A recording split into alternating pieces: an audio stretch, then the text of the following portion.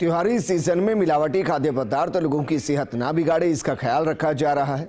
मिलावट की रोकथाम के लिए राइट टू हेल्थ की अवधारणा में सख्त कानून भी बनाया जा रहा है। फिर भी मिलावटखोर बाजार में बेखौफ हैं। ये रिपोर्ट देखिए। तो आ गया त्योहारी सीजन, शुरू हुआ मिलावट का जहरीला खेल। दूध, मावा हो या फिर तेल, अधिकांश सैंपल जांच में हुए फेल। दिवाली का त्योहार नजदीक है। हर घर में मिठाइयों समेत अन्य पकवानों पर मंथन शुरू हो चुका है।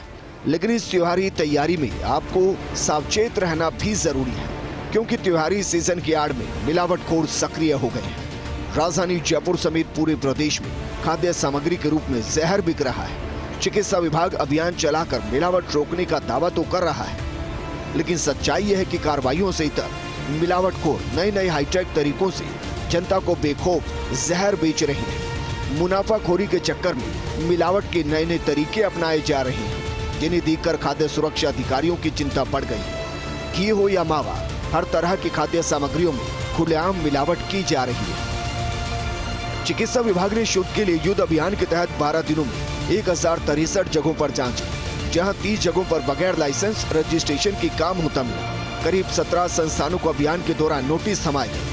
वहीं 1044 जगहों से जांच के लिए सैंपल उठाए गए। सर्विलांस में 7 नमूने लिए गए। वहीं 36 नमूने मोबाइल लैब में जांचे गए। इनमें सभी 36 नमूने जांच में पास हो गए। सभी 34 जिले हैं, वहाँ पे हमारे फूड सेफ्टी ऑफिसर्स डिप्लॉयड हैं। सबसे खुशी की बात यह है कि वर्तमान में कोई भी जिला बिना खाद्य सुरक्षा अधिकारी के नहीं है। 14 अक्टूबर से हमने पूरे राज्य में शुद्ध के लिए युद्ध अभियान चलाया है और ये दीपावली की बात तक चलेगा। मुख्य उद्देश्य यही है कि जो राजस्थान के नागरिक हैं उनको त्यौहार के मौके पे या त्यौहार के मौके के अलावा खाने पीने की जो सामग्री है वो शुद्ध मिले। मिलावटखोरी पर सरकारी एक्शन की बात करें तो साल 2016 में करीब 16,000 जांच की गई। वहीं 8,062 सैंपल लिए गए। इनमें 985 सब स्टैंडर्ड, 860 मिस ब्रांड और 157 सैंपल अनसेफ मिले। इसी तरह साल 2017 में 14,199 जांच हुई। 7,327 सैंपल लिए गए। 1114 सब standard, 565 miss brand, 178 sample unsafe मिले। साल 2018 में 11,067 जांच हुई। 5,821 सैंपल लिए गए। 825 सब standard, 403 miss brand, 158 sample unsafe मिले। 2019 में 10,521 जांच हुई। 6,793 सैंपल लिए गए।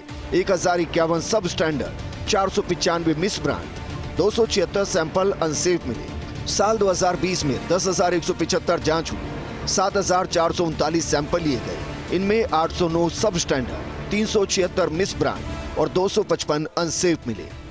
तो मैंने सभी एफएसओs को अभी जो रिव्यू मीटिंग के दौरान ये निर्देश दिया कि राज्य में 300 रुपये से कम बिकने वाले जो घी हैं उनका आप एक बार इंस्पेक्शन करें, और अगर आपको ऐसा लगता है, संदेह होता है, तो आप उनका नमूनीकरण भी करें एक्ट के तहत, और रिपोर्ट आने पे सब पता लगेगा। अभी तक हमने 1044 एक्ट के तहत सैंपल लिए हैं, तो कुल मिलाकर के 1044 जो सैंपल लिए हैं हम लोगों ने, और ये जो सैंपल लिए हैं इनका जैसे ही रिजल्ट आएगा, सब स्टैंडर्ड अगर आएंगे तो एसीएम कार्यालय में इनका अभियोजन जारी को किया जाएगा, और अगर अनसेफ आते हैं तो एडीएम कोर्ट में ये दिया जाएगा।